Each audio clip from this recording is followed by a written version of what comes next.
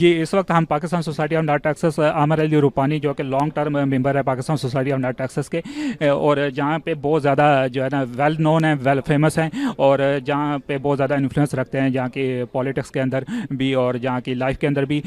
हर event में Pakistan society of North Texas इनके बगैर कंप्लीट नहीं होती। और जो इवेंट हो रहा है जहाँ पे वीज़ा कैंप पाकिस्तानी को एक बहुत बड़ी मुश्किल को हल किया गया है काफ़ी देर के बाद कोविड की वजह से। लोगों ने सोशल डिस्टेंस को भी अपनाया हुआ है और मास्क भी पहने हुए हैं और सब कुछ, जहाँ पे पाकिस्तानी की बहुत बड़ी तादाद जहाँ पे हमारे साथ मौजूद है। हम आमिर अली रूपानी से सबसे पहले तो इनका शुक्रिया अदा करते हैं जो वीज़ा कैंप में इनकी पर्सनल काविशों की वजह से जो हो रहा है। और हमें थोड़ा सा बताएं कि ये जो वीज़ा कैंप है और किस तरह की सर्विसेज प्रोवाइड की। जी, अस्सलाम वालेकुम। मेरा नाम अमीर अली रूपानी है। मैं सबसे पहले तो मैं आपका शुक्रिया अदा करना चाह रहा हूँ कि आप लोग जो चलता टीवी आज यहाँ पे आए हैं और लाइव कवरेज ले रहे हैं। जो आप देख रहे हैं कि हमारे पास Pakistan society of North Texas आज कितनी अच्छी सर्विस प्रोवाइड कर रही है लोगों को। हमारे पास लोग दूर से आ रहे हैं, यहाँ पे हम वीज़ा लगवा रहे हैं, नोटराइज कर रहे हैं, और हमारे पास स्पेशली कॉन्सुलेट जनरल भी आए हुए हैं और साथ में अपने आदमी भी लाए हैं। तो राइट अवे जो है हम वीज़ा इशू कर रहे हैं और नोटराइज कर रहे हैं। और कॉन्सुलेट जनरल यूजली नहीं आते, मगर आज स्पेशली कोविड की वजह से पाकिस्तान के कॉन्सुलेट जनरल ह्यूस्टन से डैलस ट्रैवल किए हैं लोगों से मिलने के लिए। और वीज़ा किसी का भी कोई भी मसला है वो मसला भी राइट अवे हम हल कर रहे हैं। पाकिस्तान सोसाइटी ये सर्विस काफ़ी सालों से प्रोवाइड करती हुई आ रही है डैलस के पाकिस्तानियों के लिए।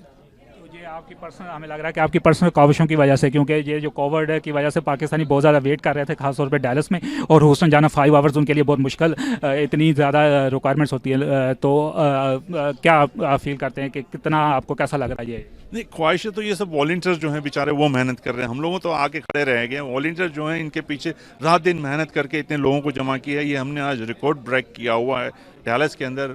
डेफिनेटली कभी हमारे पास इतने लोग वीज़ा के लिए नहीं आए एक दिन के लिए, मगर आज एक दिन के अंदर हम लोग खुद सरप्राइज है कि कोविड की वजह से इतने लोग आए हैं कि कॉन्सुलेट जनरल जो ह्यूस्टन से खास स्पेशली आए हैं वो भी सरप्राइज है कि इतने लोग आपने कैसे जमा कर लिए।